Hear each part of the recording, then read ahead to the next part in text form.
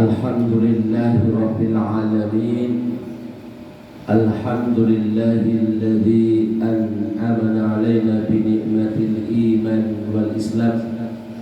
Asyhadu an la ilaha illallah wahdahu la syarika lah, wa asyhadu anna sayyidana Muhammadan abduhu wa rasuluh alladzi la nabiyya ba'dah. Allahumma salli wa sallim wa barik ala nabiyyina Muhammadin wa ala alihi wa ashabihi wa man tabi'ahum ila yaumil amma ba'du. Para santriwan yang dimuliakan Allah, puja dan puji syukur senantiasa kita bacakan karena Allah Subhanahu wa taala. Shalawat salam kita hadiahkan kepada panutan kita Rasulullah Muhammad sallallahu alaihi wasallam. Mudah-mudahan kita semuanya yang hadir di tempat ini termasuk orang-orang yang bersyukur dan termasuk orang-orang yang telah mendapatkan syafaat dari baginda Nabi Muhammad sallallahu alaihi wasallam. Alhamdulillah, tadi kita sudah sama-sama dengarkan, sudah mendapatkan pencerahan ilmu dari Al-Mukarram Ustadz Lamsar SHI yang beliau menyampaikan tentang begitu pentingnya ilmu tajwid, juga sekaligus disebutkan terkait ilmu sorof, nahwu sorof ya. Mudah-mudahan ini menjadi motivasi untuk kita semakin giat belajar tentang Al-Quran dan alat-alatnya, sehingga semakin memperkaya keilmuan kita dan semakin mengokohkan keimanan dan ketakwaan kita kepada Allah Subhanahu wa taala. Baik, kami mungkin juga akan menyampaikan kurang lebih sekitar 15 menit atau mungkin lebih ya, intinya setengah 12. Nanti mudah-mudahan kita sudah siap dan dilanjutkan dengan ngaji ya. Nah, mungkin kalau 15 menit cukup, nanti selebihnya ngaji, kita sama-sama ngaji. Nah, yang mau setoran hafalan silahkan, yang mau belajar Iqra juga silahkan, yang mau tahsin Quran insya Allah nanti kita buat grup 3 kelompok ya insya Allah ya. Baik, kami mau menyampaikan terkait tentang sebab ya, atau hal-hal yang bisa memicu konflik di masyarakat. Ini penting kita sampaikan supaya ketika kita sebagai seorang muslim, jangan kita menjadi orang yang menjadi penyebab konflik itu.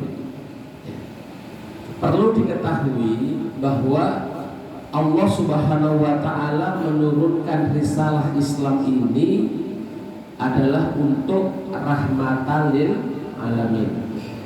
Sebagaimana firman Allah Subhanahu wa taala, A'udzu billahi minasyaitonir rajim. Bismillahirrahmanirrahim. Wa ma arsalnaka illa rahmatan lil alamin. Yang diartikan, dan tidaklah aku mengutus engkau wahai Muhammad kecuali untuk apa? Untuk menyebarkan kasih sayang untuk alam semesta. Nah, ini jelas visi dari Islam itu jelas, untuk menyebarkan kasih sayang kepada makhluk Allah, kepada alam semesta. Maka oleh karena itu, kalau kita mau belajar tentang Islam itu, kalau kita ambil dari segi maknanya itu luar biasa bagus. Islam itu kalau diartikan taat dan patuh, maksudnya taat dan patuh pada Allah Subhanahu wa taala. Nah, demikian juga ada akar kata lain yang artinya Islam itu selamat. Nah, Nabi SAW itu pernah berkirim surat kepada penguasa Rom pada saat itu, yang mana bunyinya itu aslim taslam, masuklah Islam supaya kamu selamat. selamat. Artinya apa? Artinya Islam datang untuk memberikan keselamatan. Nah, keselamatan di mana? Keselamatan hidup di dunia dan keselamatan hidup di akhirat. Rabbana atina fid dunya hasanah wa fil akhirati hasanah wa qina adzabannar.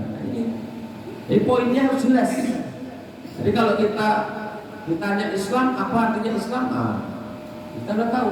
Oh, Islam itu taat patuh pada Allah Subhanahu wa taala. Islam itu adalah agama yang membawa keselamatan. Demikian juga kalau kita ambil dari akar kata yang lain, Islam itu artinya suci. Suci. Artinya Islam datang untuk mensucikan manusia, zahir wal batin. Makanya kalau kita mau ibadah, apa yang pertama dilakukan? Bersuci. Suci badannya, suci pakaiannya, suci tempatnya. Ini yang nampak. Juga suci hatinya. Jadi badannya suci, pakaiannya suci, tempatnya suci, tapi hatinya penuh dengan dendam kedengkian, penuh dengan riya. Wah, bahaya Pak, nggak diterima di ibadah itu. Makanya suci zahir wal batin, suci lahirnya maupun batinnya. Jadi Islam datang untuk membawa kepada sesuatu yang suci. Jadi jelas ya. Dari bahasa saja luar biasa Pak kalau kita mau memaknai Islam ini. Dan dari akar kata yang lain, Islam itu artinya damai Pak. Damai. Artinya apa? Islam datang untuk membawa kedamaian. Jadi kalau ada orang Islam yang senengannya bergaduh, senengannya kelahi, berarti dia nggak paham dengan dirinya, nggak paham dengan keislamannya. Maka jangan sampai kemudian karena salah seseorang kemudian kita salahkan agamanya. Oh, memang dasar orang Islam seperti itu. Bukan. Itu personalnya. Sedangkan Islam benar. Ya. Islam ajaran yang benar. Islam ajaran yang membawa kedamaian. Wa ma arsalnaka illa rahmatan lil alamin. Jelas. Ya. Islam agama yang membawa kepada keselamatan. Islam agama yang membawa kesucian. Islam agama yang membawa pada kedamaian. Kemudian faktanya Pak, faktanya di masyarakat kok banyak konflik. Nah, kan gitu kan. Banyak permusuhan, banyak kegaduhan, bahkan banyak yang namanya perang.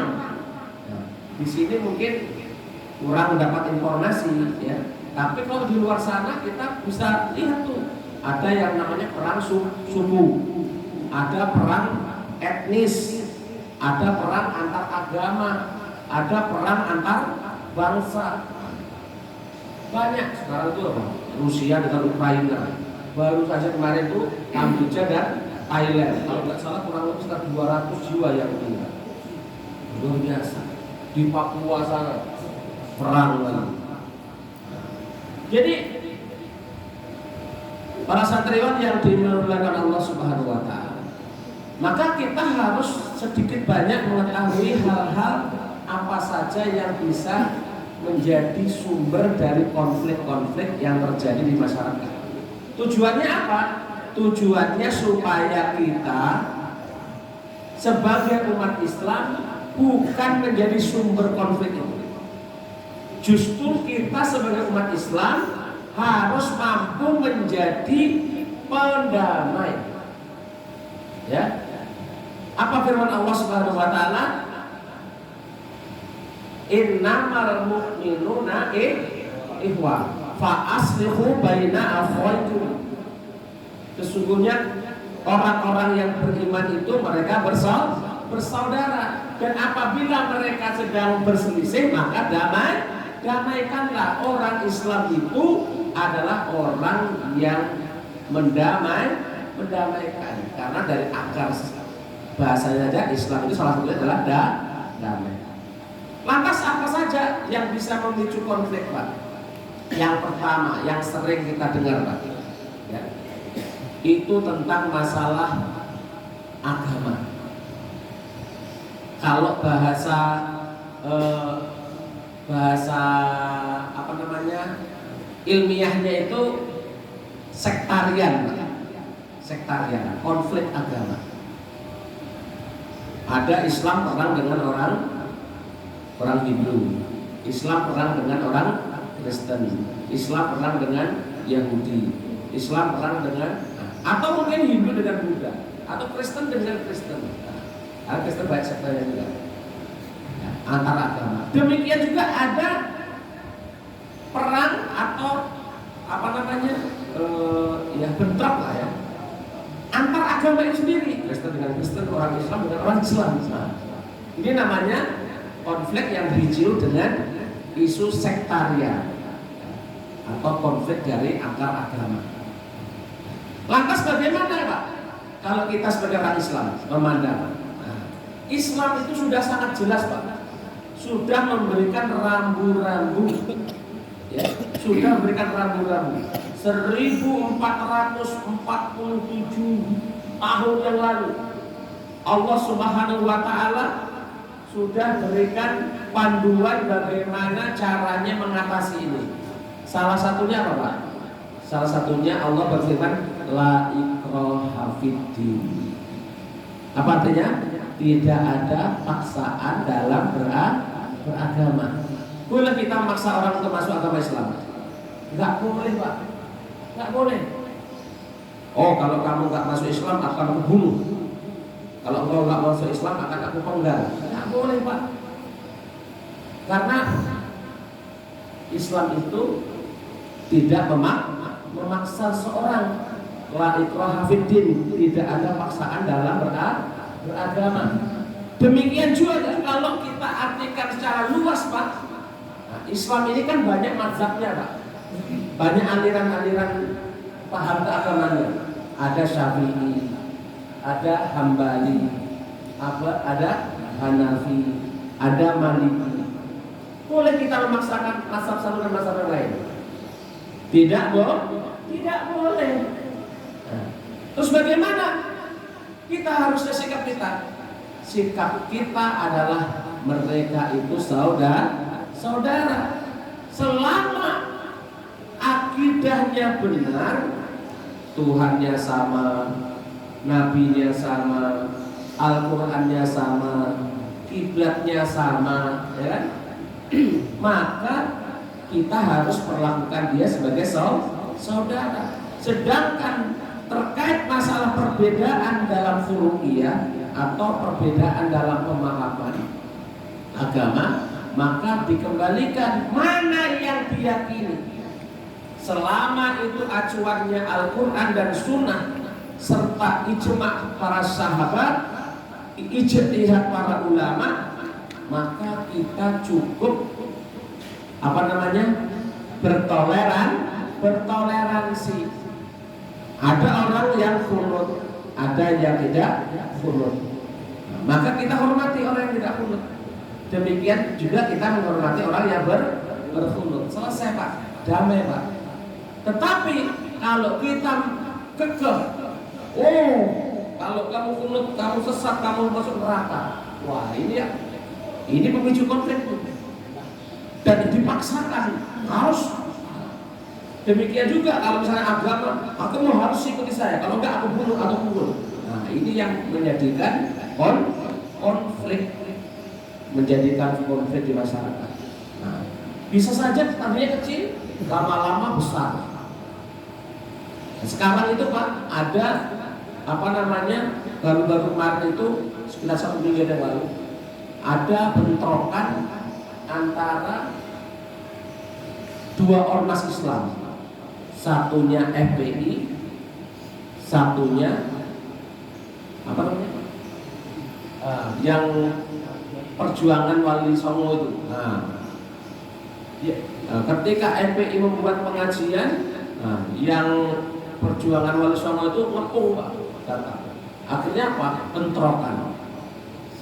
Yang alasannya PBI mengatakan bahwa nasabnya Pak Alawi ini terputus.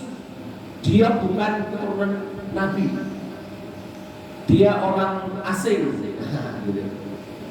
Sementara yang PBI mengatakan dia keturunan Wali Songo. Dan sedangkan Pak Alawi mengatakan dia bukan keturunan Rasulullah, bukan keturunan Nabi. Ini Pak, akhirnya saling klaim, sama-sama mengklaim keturunan Nabi Pak. Yang Wali Songo mengklaim keturunan Nabi, yang Pak Alawi mengklaim keturunan Nabi juga, sama-sama mengklaim keturunan Nabi, tapi sama-sama membatalkan. Akhirnya apa ujungnya Pak? Ujungnya perang Pak.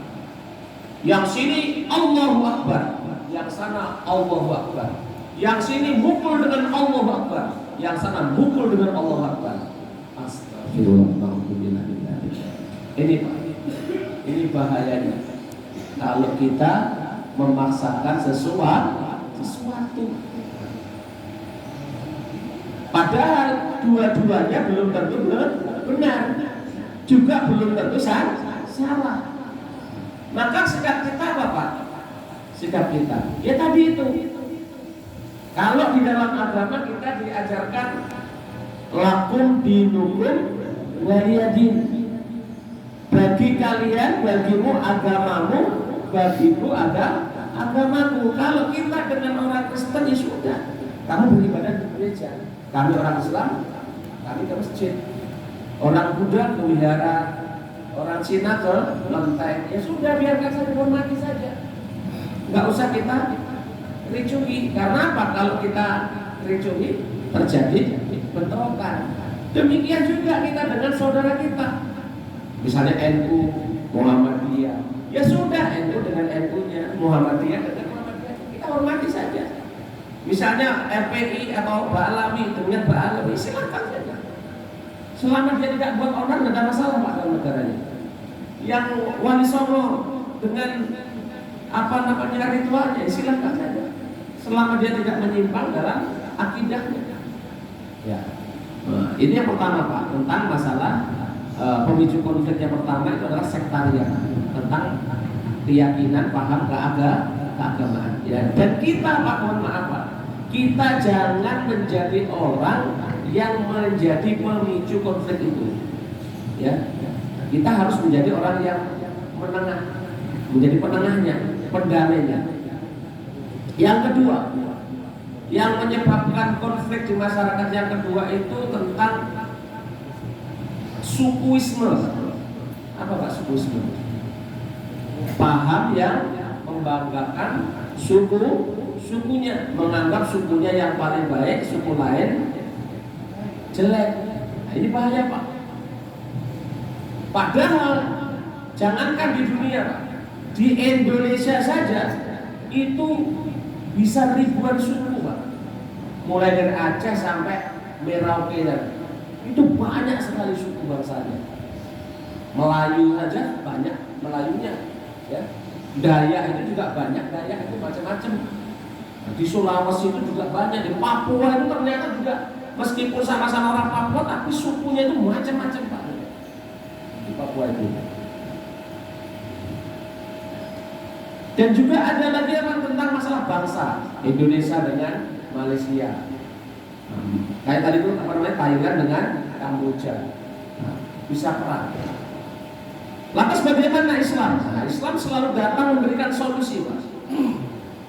Kita lihat sejarah dulu. Ketika Islam belum diturunkan, di Makkah maupun di Madinah itu banyak perang Pak. Terutama di Madinah. Pernah dengar namanya suku Aus dan Khazraj? Suku Aus dan Khazraj itu adalah dua suku dulu bukan Madinah namanya Yathrib. Nah, dulu perang terus Pak, ratusan tahun perang terus. Kemudian Rasulullah SAW mengutus sahabat Mus'ab bin Umair mendakwahkan Islam ke sana, kemudian mereka dipersaudarakan. Yang tadinya berkonflik ratusan tahun kemudian menjadi damai.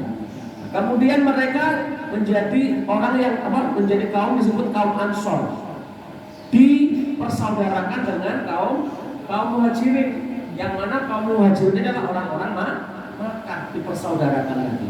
Nah, ini contoh Pak, contoh bagaimana Islam mengatasi itu. Meskipun kamu beda suku, meskipun kamu beda asal daerah, bisa beda bangsa, tetapi kamu bisa hidup damai.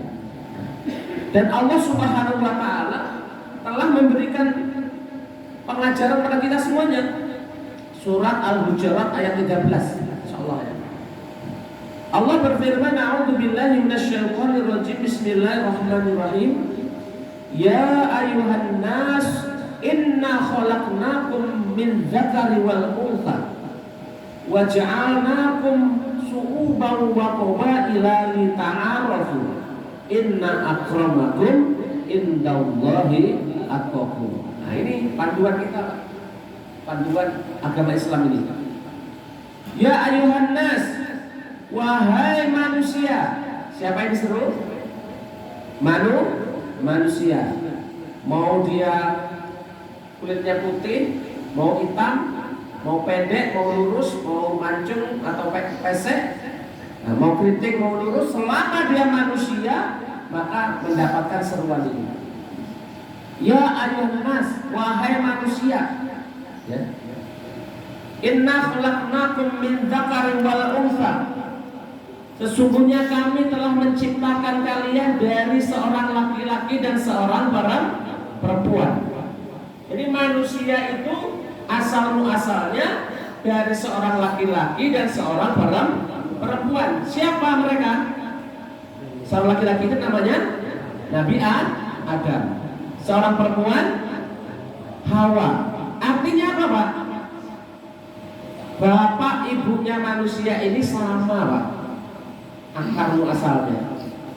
Bapak-bapak kita ini sumbernya sama, yaitu Nabi Adam. Kita ini setelah ini sumbernya sama ibunya, yaitu Hawa. Artinya apa, Pak? Bapak sama, ibu sama. Artinya apa? Saudara, Pak. Saudara dalam apa? Saudara dalam Saudara dalam kemanusiaan. Kalau istilahnya itu adalah ukhuwah basyariyah. Saudara sesama manusia. Ukhuwah basyariyah. Kemudian Allah lanjutkan, wa ja'alnakum syu'uban wa qabaila lita'arafu.